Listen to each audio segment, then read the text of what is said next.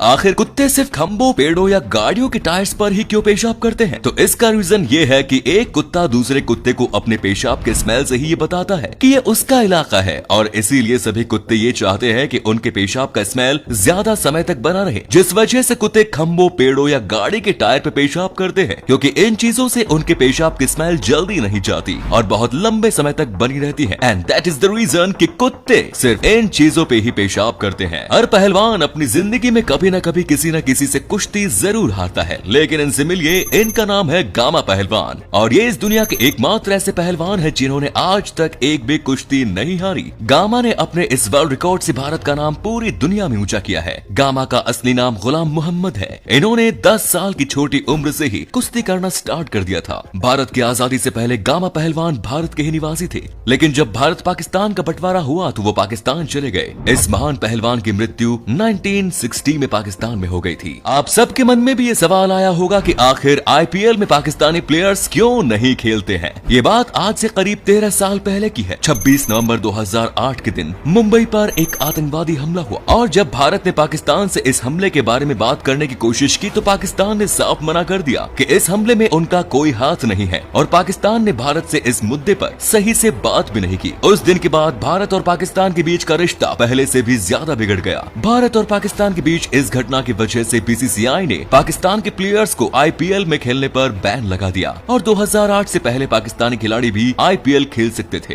धोनी ने अपने कंपनी का पहला ऐसा एयर कंडीशनर यानी कि एसी इंट्रोड्यूस किया है, जिससे कि आप अपने कपड़ों के नीचे पहन सकते हैं। इस एयर कंडीशनर का नाम रेयॉन पॉकेट 2 है। जब आप इस एयर कंडीशनर को अपने कपड़े के नीचे पहनोगे तो आपको बिल्कुल ऐसा लगेगा जैसे कि आप एक एयर कंडीशनर रूम में हो। और खास बात तो ये कि ये रेयॉन पॉकेट 2 स्वेट प्रूफ है, यानी कि अगर इस एयर कंडीशनर पर आपका पसीना लग जाए तो इसका कुछ खाक नहीं बिगड़ेगा। रेयॉन पॉकेट 2 आपको सिर्फ गर्मियों में काम नहीं आएगा बल्कि सर्दियों में भी काम आएगा, क्योंकि इसके अंदर ऐसे फीचर्स भी लगे हैं जो कि आपको सर्दियों में हीट प्रोवाइड करेगा। आप इस एसी को अपने मोबाइल से भी कंट्रोल कर सकते हैं। इस एयर कंडीशनर की प्राइस अभी के लिए 10,000 रुपए की गई है।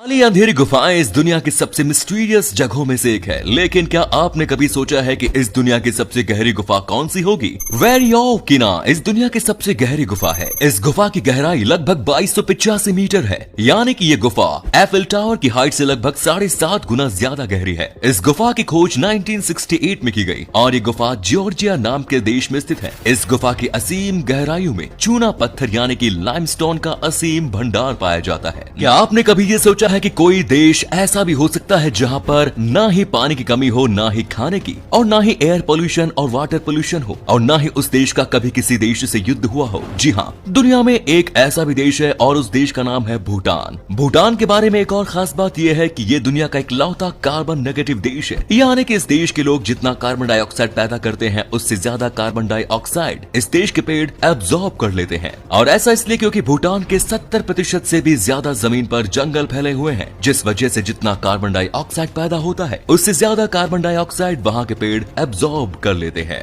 अगर बाकी देश भी भूटान जैसे बन जाए तो इस दुनिया को बदलने में ज्यादा समय नहीं लगेगा।